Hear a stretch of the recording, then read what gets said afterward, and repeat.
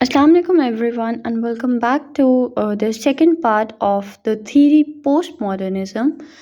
और अगर आपने पहला पार्ट नहीं देखा तो I highly recommend you go back and watch that part because जब तक आप वो पार्ट नहीं देखेंगे उसमें हैबरमैस का आप जो है वो कंट्रीब्यूशन नहीं देखेंगे तो you would not be able to interpret what Lyotard says about Habermas and what was his point of view about postmodernism. So I recommend you go back and watch that video. Okay. अगर हम बात करें Leotard की, Leotard एक ऐसे person थे जिन्होंने हैबरमैस के जो है वो आइडिया को, कॉन्सेप्ट को उन्हीं पे उल्टा डाल दिया. ठीक है, अब ये बात तो बहुत बड़ी है, इस बात को प्रूफ कैसे किया जाए?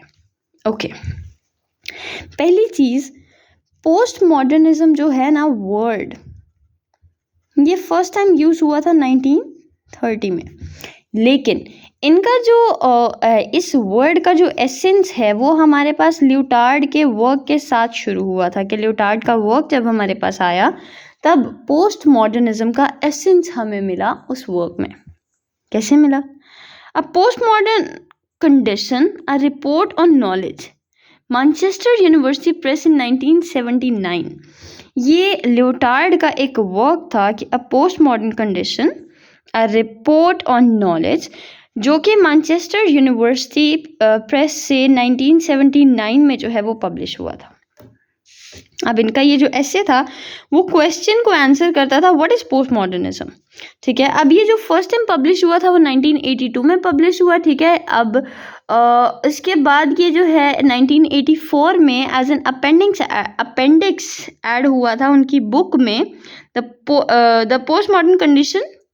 ठीक है, ये जो उनकी बुक थी जो जिसका हमने पहले जिक्र किया, लियोटार्ड की बुक, उसमें ये ऐड हुआ था and included in the Brooker's modern post modernism post modernism in 1992. ये तो थी उनकी अचीवमेंट्स, यानी कि उनके वर्क्स जो उनकी बुक्स थी और उनका जो ऐसे था वो कब और कहाँ पब्लिश हुआ. अब आते हैं उनके वर्क की तरफ. उनका जो कंट्रीब्यूशन था, जो उन्होंने हैबरमैस के अगेंस्ट व्यूज दिए, वो क्या थे?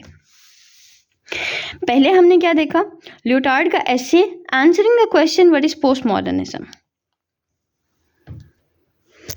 इस एसे में लियोटार्ड ने जो है वो एनलाइटनमेंट के बारे में डिबेट किया. अब एनलाइटनमेंट का आइडिया किसने दिया था पोस्ट मॉडर्न एज में? हैबरमैस ने, जो ये कहता था कि जो मॉडर्न एज है वो कंटिन्यूएशन है एनलाइटनमेंट की और जो पोस्ट मॉडर्न एज है वो कंटिन्यूएशन है मॉडर्न एज की.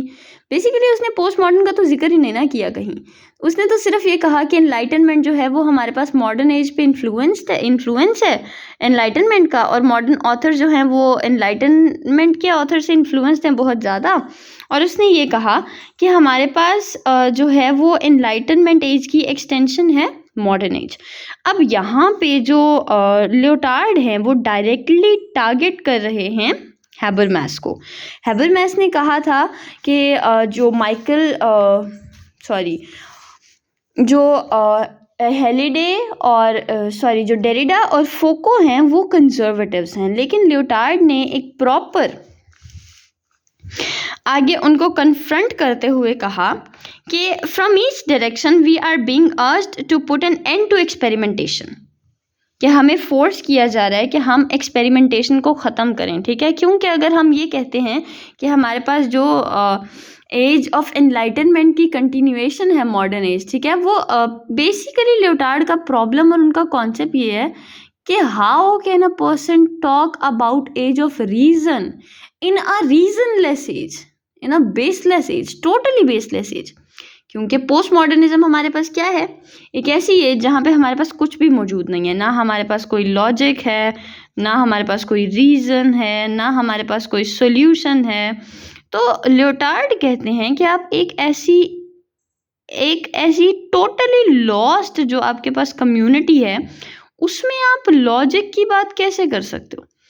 उसमें आप रीज़न को कैसे डिस्कस कर सकते हो? सोल्यूशन की बात कर ही कैसे सकते हो जब आपको इस एज में कोई सोल्यूशन है ही नहीं किसी चीज़ का. प्रॉब्लम्स इस हद तक बढ़ चुकी हैं कि we do not have the solution to those problems. Okay, तो हैबरमैस को जो है वो कंजर्वेटिव कहते हुए लियोटार्ड ये कहते हैं कि हमें हर डायरेक्शन से ये अर्ज किया जा रहा है कि हम एक्सपेरिमेंटेशन को एंड करें. ठीक है, अब एक्सपेरिमेंटेशन तो हमारे पास हर चीज़ में है। लाइक हमारे पास एक्सपेरिमेंटेशन आर्ट में है, हमारे पास एक्सपेरिमेंटेशन लिटरेचर में है, हमारे पास एक्सपेरिमेंटेशन आर्किटेक्चर में है, ठीक है, हमारे पास एक्सपेरिमेंटेशन म्यूजिक में है। हर चीज़ में तो एक्सपेरिमेंटेशन है। अगर हम लॉजिक की बात करें, रीज़न की बात करें, सोल्यूशन की बात करें, तो we have to end up experimentation ना। हम एक्सपेरिमेंटेशन को ख़त्म करना पड़ेगा हर फील्ड से। And is that possible? No. इस एज में, इस टाइम पीरियड में एक्सपेरिमेंटेशन को रिमूव करना from our lifes, it is just next to impossible. उसके बाद हैबरमैस कहते हैं कि I have read a thinker who defines modernity against those he calls the neo conservatives. यहाँ पे वो किसको टारगेट करें? हैबरमैस को। वो कहते हैं कि मैंने एक ऑथर यानी कि एक थिंकर को पढ़ा है जो मॉडर्निटी को डिफाइन करता है, और वो जो मॉडर्निटी की बात करते हैं उनको वो नियो कंजर्वेटिव्स कहता है, ठीक है। Under the banner of postmodernism, he believes to get rid of the incomplete project of modernism. यानी कि वो कहते हैं कि मॉडर्निज्म के बैनर के अंडर खड़ा होके वो ये कहता है कि हमें एक्सपेरिमेंटेशन रिमूव करनी है, हमें जो है वो रीज़न, एज ऑफ रीज़न की तरफ आना है, हमें एक्सपेरिमेंटेशन रिमूव करनी है, हमें हमारी लाइफ में कुछ एक्सपेरिमेंटेड नहीं चाहिए। ठीक हो गया? तो यहाँ तक हमारे पास जो है वो लियोटार्ड का वर्क है। बेसिकली लियोटार्ड का कंट्रीब्यूशन क्या है कि उन्होंने हैबरमैस को टारगेट करते हुए ये कहा कि how can a person talk about logic and reason in such illogical and unreasonable age where we are just problematizing the problems. We are just we are not trying to find out the solution. Actually, we have just accepted our situation, we have just accepted the problem, and we are not in the situation to move forward. We are stagnant right now in the post modern age. और Lyotard ये कहते हैं कि how is this person even able to talk about the enlightenment age, talk about the reason, the logic in this age. Okay, now moving toward the most important person of postmodernism, that is Jane Baudrillard. Jane Baudrillard की एक book थी Simulations. इस book ने इनकी entry को mark किया कहाँ पे? प्रॉपर पोस्ट मॉडर्न फील्ड में। इनकी ये जो बुक थी द साइमुलेशंस, इसने इनकी एंट्री को आइडेंटिफाई किया, इसने इनकी एंट्री को कंफर्म किया पोस्ट मॉडर्न एज में। और इस बुक में इन्होंने सेवरल स्टेजेस ऑफ रियलिटी को डिफाइन किया है एक पेंटिंग की, बहुत सारी पेंटिंग्स की एग्जांपल लेते हुए, ठीक है। बॉड्रिलार्ड ने हाइपर रियलिटी का कॉन्सेप्ट दिया। अब ये हाइपर रियलिटी का कॉन्सेप्ट क्या है? हाइपर रियलिटी ही बेसिकली इनका सबसे मोस्ट इंपॉर्टेंट कॉन्सेप्ट है बॉड्रिलार्ड का, ठीक है।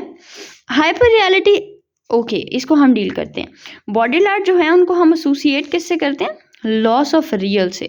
लॉस ऑफ रियल का मतलब क्या है कि रियलिटी लॉस हो गई है।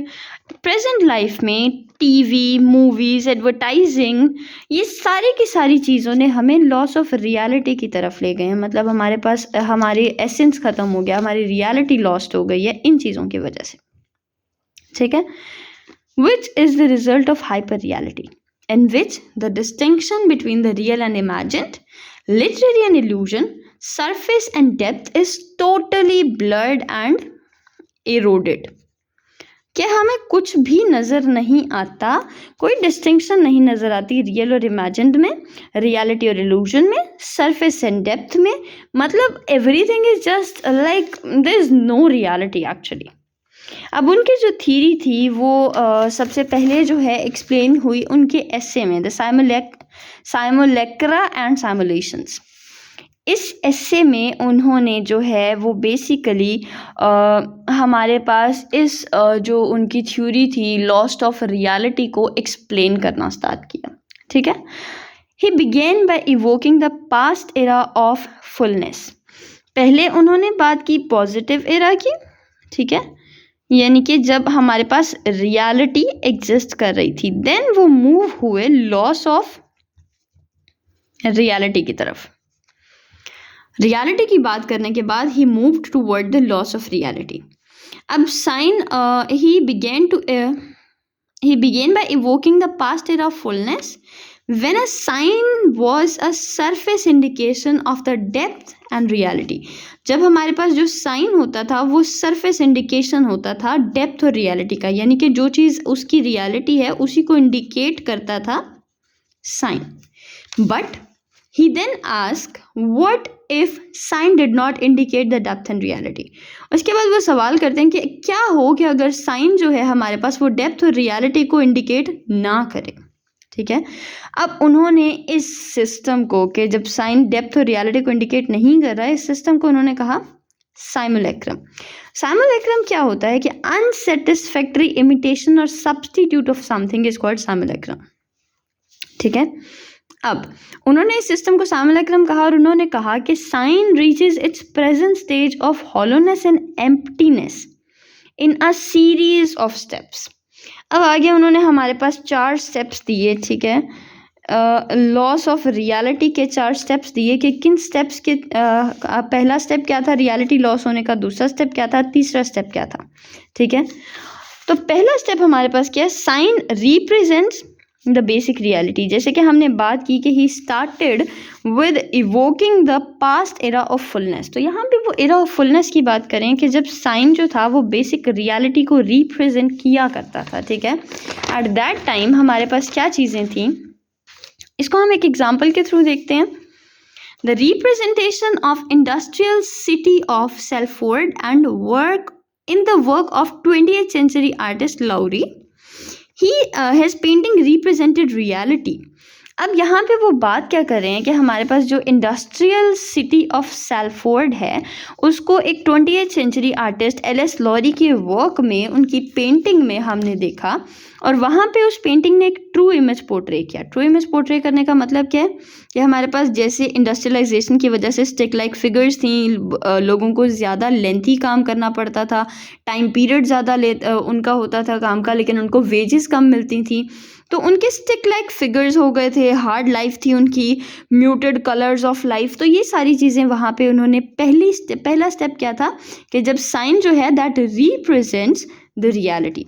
कैसे कि उनकी पिक्चर जो थी, एल.एस. लॉरी की जो पिक्चर थी उसने रियलिटी को रिप्रेजेंट किया कि किस तरह से industrialisation affected the life of people. जो दूसरा पॉइंट है हमारे पास वहाँ पे क्या है कि science miss interpreted and distorted the reality behind it. कि जो साइन था उसने रियलिटी को डिस्टॉर्ट कर दिया, मिस इंटरप्रेट कर दिया. जो रियलिटी थी, असल चीज़ जो थी साइन के पीछे, वो मिस इंटरप्रेट हो गई. For example, the glamorized picture of cities like Liverpool and Hull in the paintings of Victorian artist ग्रिमशॉ. ठीक है, एक विक्टोरियन आर्टिस्ट ग्रिमशॉ के वर्क में उन्होंने लिवरपूल और हल जैसी सिटीज़ को ग्लैमराइज्ड पाया. यानी कि ये जो आर्टिस्ट थे इन्होंने एक ग्लैमराइज्ड साइड दिखाई उन सिटीज़ की, जबकि वो एक्चुअली वैसी नहीं थी. तो यहाँ क्या हुआ कि sign misinterpreted and distorts the reality behind it. ठीक है, they distorted the reality and showed the cities at the night. ठीक है, रिफ्लेक्शन ऑफ ब्यूटिफुल लाइट्स दिखाई वहाँ पे, सिटीज़ एट नाइट दिखाई, moon emerging behind the clouds and the forest of beauty. हालांकि वहाँ पे जो सिटीज़ हैं हमारे पास, लिवरपूल और हल सिटी है, वो बहुत बुरे हाल में था. ठीक है, even though the life at that time in two cities were probably painful and grim. लेकिन हमने देखा क्या, painting offered a romanticised view of everything. हमें एक रोमांटिसाइज्ड व्यू मिला हर चीज़ का, जो कि एक बहुत ही गलत चीज़ थी. और बेसिकली ये हमारा स्टेप 2 था किस चीज़ की तरफ, लॉस ऑफ रियल की तरफ, कि हमारा रियल लॉस होता जा रहा था. ठीक है, पहले रियलिटी थी, फिर हमारे पास मिस इंटरप्रिटेशन आई,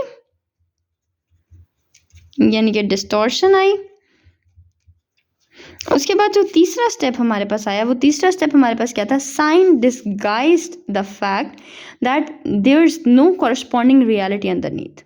कि कोई कॉरस्पॉन्डिंग रियलिटी है ही नहीं किसी चीज़ में. साइन ने इसी चीज़ को डिस्गाइज कर दिया, साइन ने इसी चीज़ को मानने से इनकार कर दिया कि कोई रियलिटी जो है वो कॉरस्पॉन्ड कर भी रही है साइन के साथ. ठीक है, things became the representation of the representation. कि एक चीज़ जो पहले रिप्रेजेंट की जा रही है उसको भी रिप्रेजेंट करने के लिए हमने चीज़ों को यूज़ करना शुरू कर दिया. For example Disneyland. अब डिज्नीलैंड जो है वो बेसिकली हमारे पास क्या है, एक जो है वो हमारे पास फिक्शनल वर्ल्ड है, ठीक है। ये फिक्शनल वर्ल्ड जो है ये यूनाइटेड स्टेट्स में एग्जिस्ट भी करता है, ठीक है। कैलिफोर्निया में है और लॉस एंजलिस में डिज्नीलैंड है वहाँ पे, ठीक है। अब डिज्नीलैंड बेसिकली एक फिक्शनल चीज़ है, ठीक है। अब वहाँ पे जो कैरेक्टर्स हैं, वहाँ पे जिस तरह से डिफरेंट कैरेक्टर्स को वहाँ पे जैसे मिनी जो है हमारे पास मिनी माउस आ गया, या फिर हमारे पास जो प्रिंसेस आ गई स्नो वाइट और सिंड्रेला और जो है स्लीपिंग ब्यूटी, ये सारी प्रिंसेसेस जो वहाँ पे हैं, जो लोग उनका रोल उनका कैरेक्टर प्ले कर रहे हैं, एक्चुअली वो क्या कर रहे हैं, वो रिप्रेजेंट कर रहे हैं this fictional world. They are representing this fictional world, क्योंकि उनको पता है कि जो वो इस टाइम पे बने हुए हैं वो आइडेंटिफाई कर रहे हैं, वो रिप्रेजेंट कर रहे हैं उस चीज़ को जो लोग मूवीज़ में देखते हैं। तो बेसिकली पहले मूवीज़ में रिप्रेजेंटेशन हुई, और जो यहाँ वाले लोग थे बेसिक कैरेक्टर्स थे, ठीक है, यानी कि लिविंग बीइंग्स थे, वो क्या कर रहे हैं, उस रिप्रेजेंटेशन को रिप्रेजेंट कर रहे हैं। यानी कि पहला स्टेप हमारे पास एक रियलिटी, नेक्स्ट वो प्रेजेंट हुई, फिर वो रिप्रेजेंट हुई, ठीक है। तो ये तीसरे स्टेप पे भी हम पहुंच चुके हैं। यहाँ पे हमने क्या देखा कि there is no corresponding reality underneath. अब ये डिज्नीलैंड की क्या रियलिटी है, कुछ है इसका? डिज्नीलैंड है तो एक फिक्शनल वर्ल्ड ही ना, इसको कोई रियलिटी तो नहीं है ना। लेकिन still these living beings that are playing the character of different princesses और डिफरेंट बीस्ट ओवर देयर, जो उनके मास्क में उनके डिस्गाइज में हैं, वो उस रिप्रेजेंटेशन को रिप्रेजेंट कर रहे हैं, ठीक हो गया, कुछ रियलिटी नहीं है। ओके, लास्ट पॉइंट हमारे पास आ जाता है इनका जो फोर्थ स्टेज थी। इस फोर्थ स्टेज में वो कहते हैं कि sign bears no connection no relation to reality at all, कि साइन का जो रिलेशन है रियलिटी से वही उड़ा दिया इन्होंने यहाँ पे, ठीक है। पोस्ट मॉडर्निज्म में real is no longer real, everything is the model of the image and its surface without depth. This is called hyperreal by Baudrillard. बॉड्रिलार्ड ने ये कहा चौथे स्टेज में कि हमारे पास रियलिटी का तो तस्वुर ही ख़त्म हो गया ना। वो ये कहते हैं कि हमारे पास जो टीवी है, जो मूवीज़ हैं, इन सारी चीज़ों ने हमें इतना ज़्यादा जो है वो डिस्गाइज कर दिया है, इतना ज़्यादा हमें जो है वो मिसलीड कर दिया कि we are not even able to understand the reality, we are not even able to interpret the reality, ठीक है। वो ये कहते हैं कि we are not even sure कि जो हॉलोकास्ट हुआ था वो हुआ भी था कि वो हमें सिर्फ मूवीज़ में दिखाया गया था, ठीक है। वो ये कहते हैं कि we are not even sure कि जो हमें वॉर्स दिखाई गई, गल्फ वॉर हुई, हॉलोकास्ट हुआ, वो रियल में एग्जिस्ट भी करते हैं कि नहीं। इतना ज़्यादा ही doubted the reality at this fourth stage, जहाँ पे वो कहते हैं कि no sign bear no relation to any reality at all. तो ये थे हमारे दो लास्ट थिंकर्स जो कि हमारे पास थे, लियोटार्ड एंड बॉड्रिलार्ड। ये हमारे पास पोस्ट मॉडर्निज्म के दो थिंकर्स थे। थर्ड थिंकर हैबरमैस थे, जिनको हमने प्रीवियस पार्ट में डिस्कस किया था। एंड यहाँ पे हमारी पोस्ट मॉडर्निज्म थ्योरी जो है वो ख़त्म होती है। पोस्ट मॉडर्निज्म थ्योरी के बेसिक कॉन्सेप्ट्स हमारे पास थे, loss of loss of coherence, loss of innocence, loss of reality, hyper reality का कॉन्सेप्ट आया। और इसके अलावा हमारे पास जो है हैबरमैस पे जो क्रिटिसिज्म आया कि how can a person talk about reason in such an irreasonable age. So yeah, this is all about modernism and postmodernism. I hope चीज़ें clear हो गई होंगी, and if you have any question you can ask in the comment section and I will answer that question for sure before the exam. So yeah, that's it for today's video. I will see you in the next one. Stay safe. Bye bye. Thank you for watching.